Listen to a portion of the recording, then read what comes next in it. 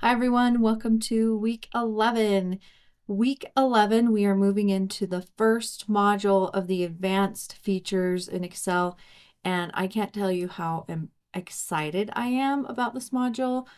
I'm geeking out because I love this module because I've used this module. The things you're going to learn in this module, I've used a lot, and it's super exciting stuff. And I think you're going to like it. And the other great thing about it is that a lot of people don't get to this level in Excel and the different things they learn in a variety of different classes. And so there's a lot of people out there that don't know how to create pivot tables or pivot slicers or pivot charts. And when you learn those things and go work somewhere and use them, you kind of become, I don't want to say worshiped, but you become very loved because you can do things most other people can't. And so this is a great module. And what pivot tables, pivot charts, slicers are, it's where you have a lot of data in Excel. So this is taking it beyond the advanced filtering and the different things we do that way.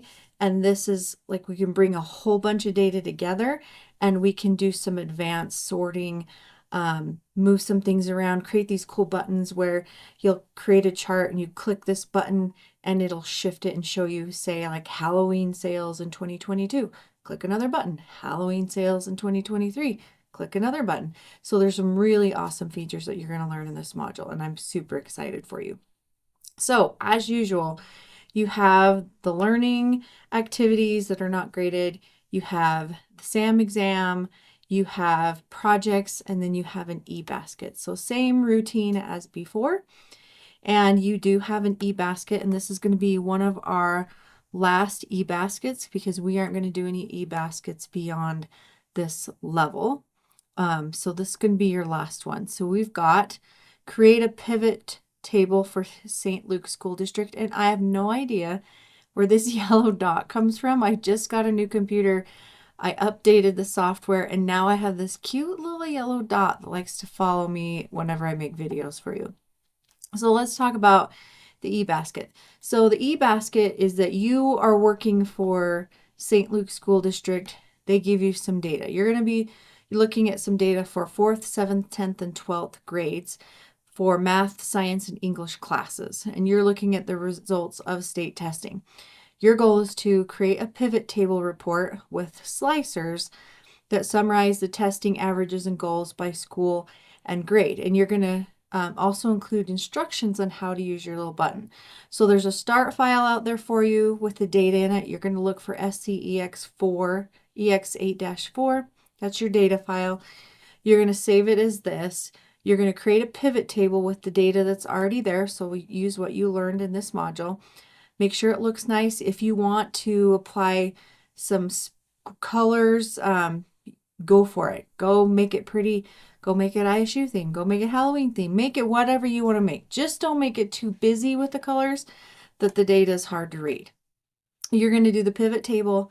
Then you're going to create a slicer. These are the little buttons that you click that will shift the pivot table with different number information. And then you're going to add a little text box that's the instructions for how to use the slicer.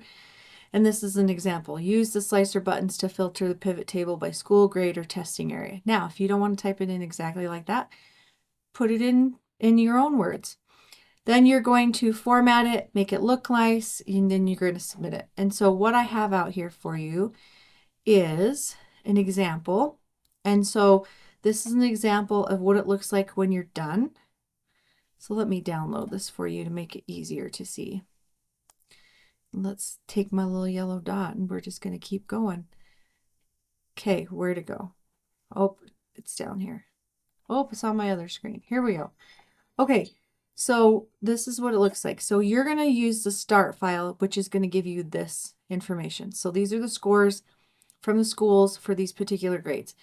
You are going to take this and turn it into a pivot table. Okay, so you're going to go insert pivot table, create a pivot table, apply things, make it look nice, add the slicers. And when you're done, it should look like this. So So first of all, don't take mine and make it yours because I can tell in the document properties that it will be mine. So make sure you're doing it as your own.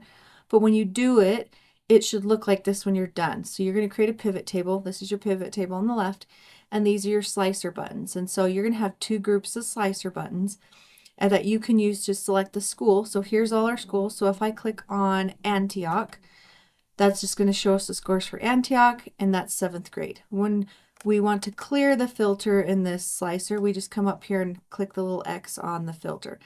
So for example, what if we wanted to do 10th grade? We click on 10th grade and it's going to show us 2 schools. And from there, if we want to filter it even further, we would click on whichever school we wanted. And so these are our awesome slicers. And then here's your instructions that you need to create to let the person know that looks at this file how to use these slicers, because a lot of people have no idea what a slicer is, how to use them, and it's always important to include instructions. So that's what's happening in this module. So you're going to have a lot of fun. If you have any questions, have any issues with Grader, please reach out to me. Always let me know. There's been just off the wall things that have been coming up. And so don't ever hesitate to reach out to me to ask me a question or ask me about the grader. If I can't figure it out, I send a request to Cengage. They look at it.